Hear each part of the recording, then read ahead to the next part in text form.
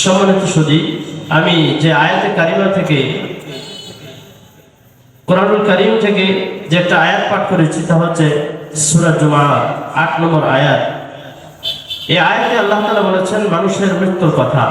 এছাড়া অন্য স্তরে বলা হয়েছে মৃত্যুর কথা নিয়ে অনেক আলোচনা আছে। আমি অল্প সময়ের মধ্যে সামান্য কিছু কথা বলবো ইনশাআল্লাহ। এই আয়াতে কারিমায় বলা হয়েছে যে মানুষ মৃত্যু থেকে পালানোর চেষ্টা করে। কি করে?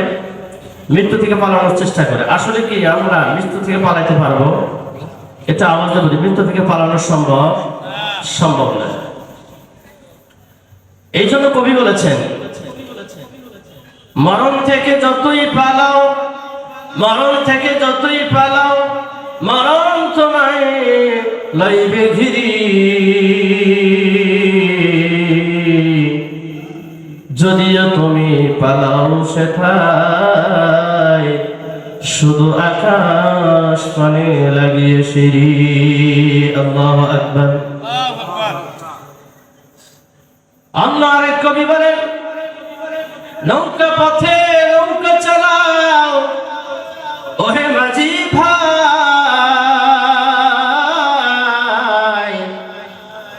বেলা ডোবার আগে আমি ওপার যাইতে চাই। আমরা ওই পার যাইতে চাই তো ইনশাআল্লাহ?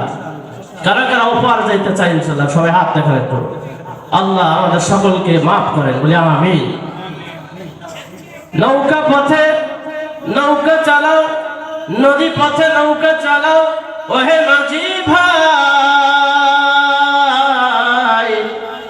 বেলা ডোবার আগে আমি ওপার যাইতে চাই।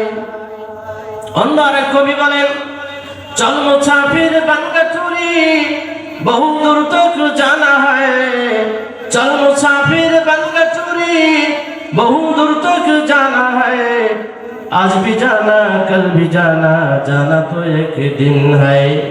কবিতার ভাষায় বলেন, হে দুনিয়ার মুসাফিররা, তোমরা আজকের এই পৃথিবীতে যারা বসবাস করো তারা তো ক্ষণস্থায়ী অস্থায়ী কিছু সময়ের জন্য মুসাফিরখানায় অবস্থান করছো। তোমরা যেখানে ছিলা, যেখানে আছো আর যেখানে যাবে, তিনটা জায়গার অনেক বেশ কম আছে না নাই? আমরা তিন স্তরের মধ্যেই সীমাবদ্ধ ছিলাম। বাবার ঔরস জাতি, আল্লাহ তাআলার হুকুমে যখন আমরা বাবা এবং মার মাধ্যমে দুনিয়া এসেছি, আল্লাহ তাআলা আমাদেরকে মায়ের পেটের ভিতরে আরেকটা জগতে প্রেরণ করেছেন।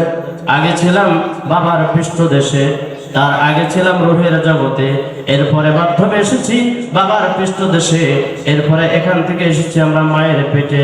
মার পেটে আসার পরে আমরা বলেছিলাম এত বড় জগৎ, এত বড় পৃথিবী, এখান থেকে আমার আর কোথাও বুঝি যাওয়ার প্রয়োজন হবে না।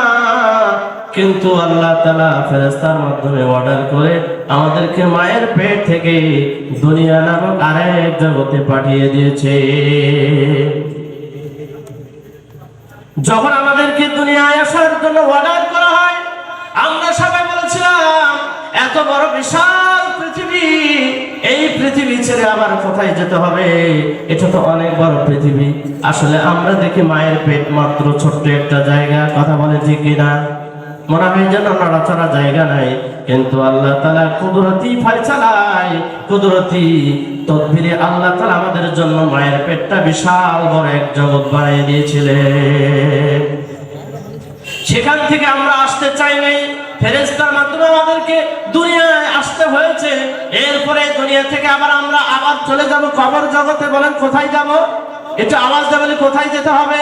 কবর জগতে।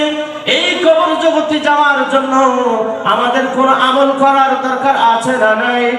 এটা আওয়াজ দেবে বলি, আমাদের কবর জগতে যাওয়ার আগে কোনো আমল করার দরকার আছে না নাই? মাশাআল্লাহ, আজকের এই মাহফিলটাই তো কবরস্থানের উন্নয়ন করবে। এখানে আমি আর একটা কথা বলতে চাই, কবরস্থানের উন্নয়ন এটার মূল বিষয় হবে মাইয়াতের জন্য দোয়া করা। আজকের এই মাহফিলে তারাই আসবে না যারা নিজের জীবনে গ্যারান্টি দিতে পারে আমরা ওই শিবপুর কবরস্থানে যাব না। তারাই শুধু এই কবরস্থানের মাহফিলে আসবে না। যারা মনে করবে